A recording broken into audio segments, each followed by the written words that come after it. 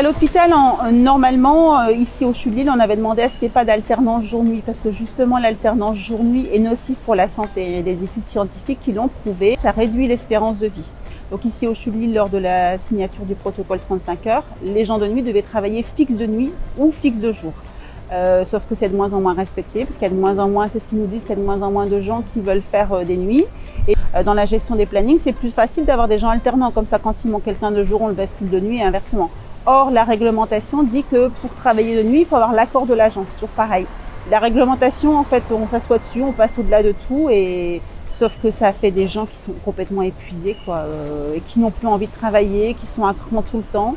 Et puis qui ont une espérance de vie qui est réduite. Hein. Donc est-ce que ces gens vont profiter de leur retraite un jour?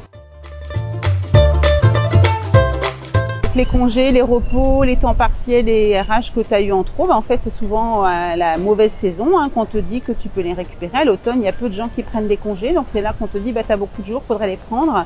Ce qui se passe aujourd'hui, c'est qu'on travaille tellement dans de mauvaises conditions qu'on rentre de là, il nous faut 1 heure pour redescendre, pour faire redescendre la pression, la tension, et c'est seulement après qu'on peut profiter de notre vie personnelle.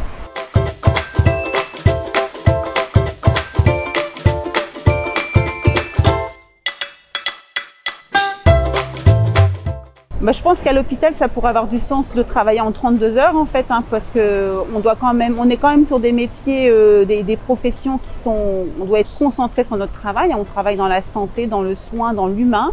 Il faut vraiment faire très attention à ce qu'on fait. Et le fait de travailler en 32 heures, on travaillerait de manière moins épuisée, moins fatiguée, moins tendue, et ça nous permettrait de rentrer chez nous plus apaisés, de profiter de notre vie et de revenir au travail avec beaucoup d'envie.